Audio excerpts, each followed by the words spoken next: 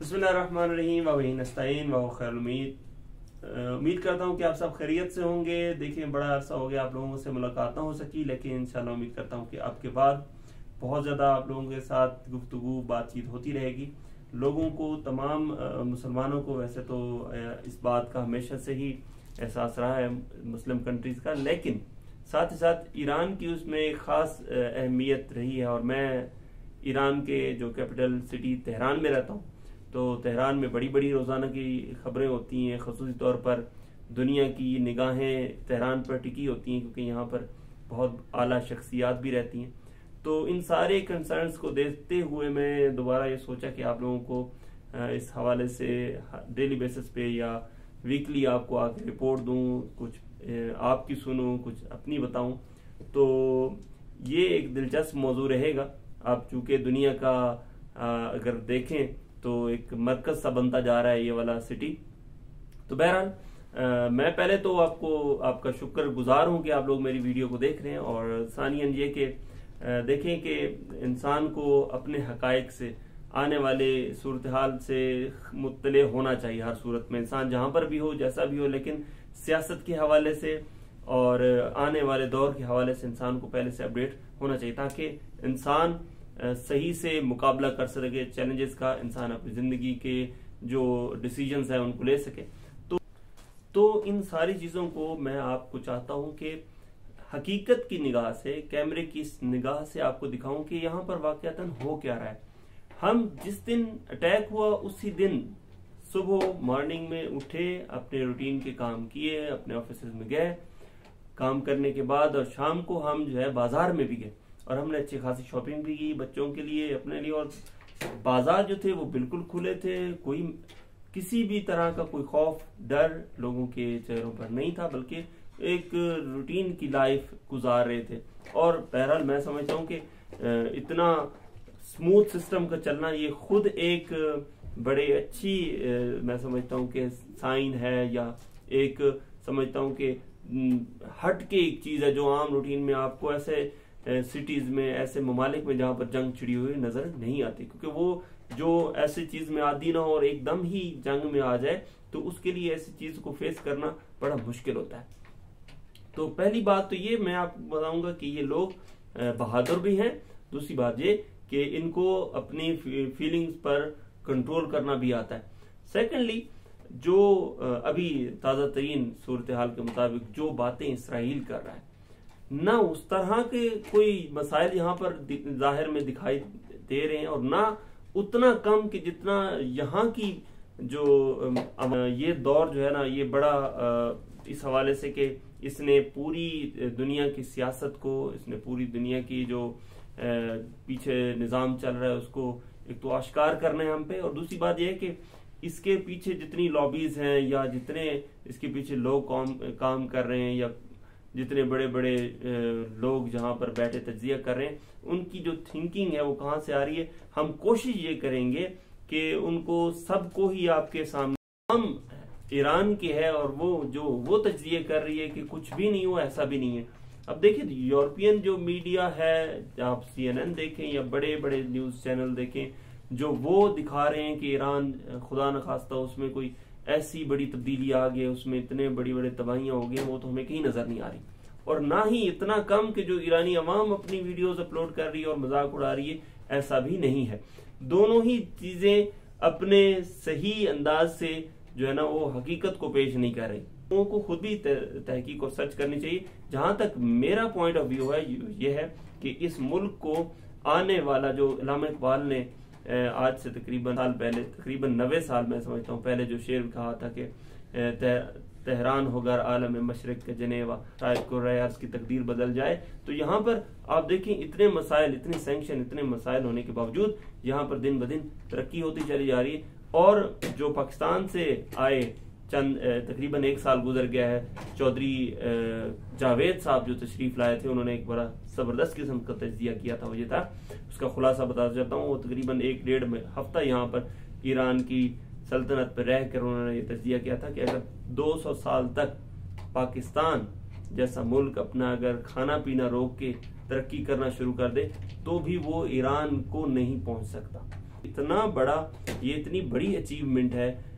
इस लेवल तक, जिस मुल्क पर इतने सालों से इतने बड़े बड़े मुल्कों की सैंक्शंस लगी हुई हैं, बड़ी बड़ी कंपनी उन्होंने रोकी हुई हैं। लेकिन हालिया मैं तकरीबन 6 महीनों की पहले आप बताऊं, तेहरान में एक बहुत बड़ी एग्जीबिशन लगती है, वहां पर जाना हुआ। तो वहां पर ये ऐसा मुल्क है या एक ऐसा कंट्री है जिसमें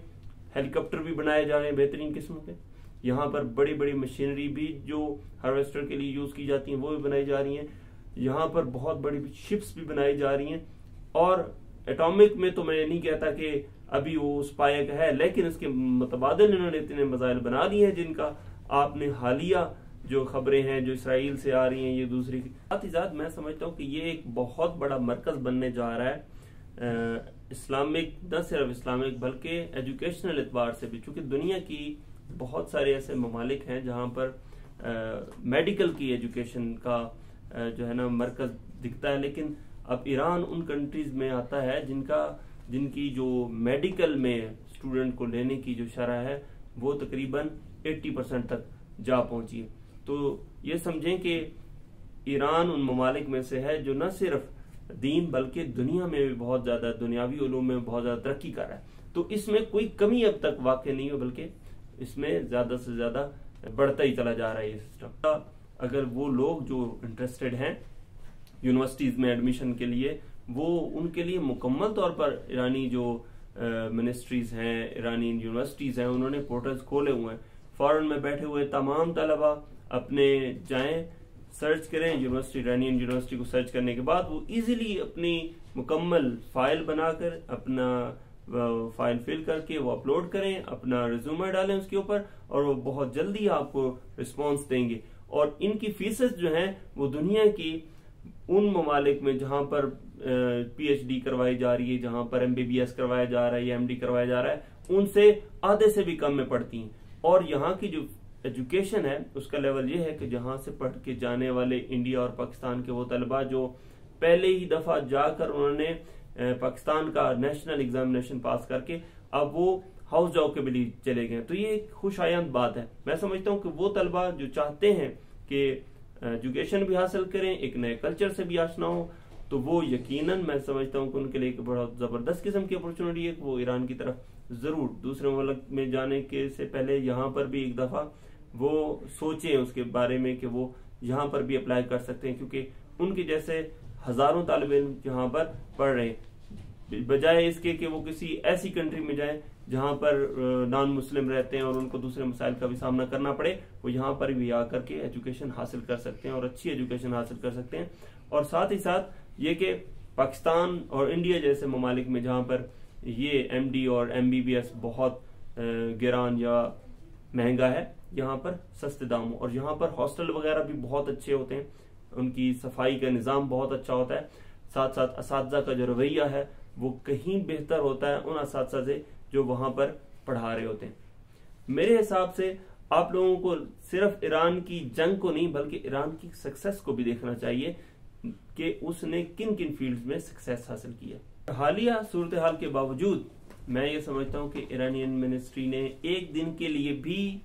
किसी भी मुल्क के लिए ईरान का वीजा बंद नहीं किया। मतलब ये कि आप देखें कि पाकिस्तान से, इंडिया से, बांग्लादेश से और दूसरे कई ऐसे ममालिक जो ईरान के तरफ में हैं, वो डेली बेसिस पे आते हैं और ईरान के लिए वीजा हासिल करके जियारत के लिए भी आते हैं, और वीजा आसानी से मिल रहा है। मतलब दूसरे ममालिक में जहां पर आपको वीजा के 100 तरह के मसाइल सामने करने पड़ते हैं, फाइल्स फिल करनी पड़ती हैं, रिश्वत देनी पड़ती है, 100 तरह के और मसाइल होते हैं, ईरानी वीजा एक ऐसा वीजा है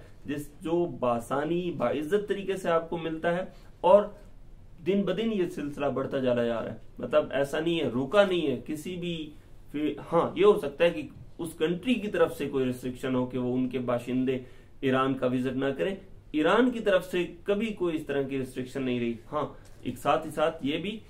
और वो अफराद जो चाहते हैं कि सिर्फ ज़ियारत ना करें बल्कि ईरान को घूमें, तो वो यहाँ पे आके उसी टूरिस्ट वीजा को 2-3 महीने तक उसको एक्सटेंड भी करवा सकते हैं। उससे जबरदस्त बात होगी, कोई भी मुल्क ऐसा नहीं है जो इजीली ऐसा काम करे, बल्कि ये सिर्फ वाहिद मिडिल ईस्ट या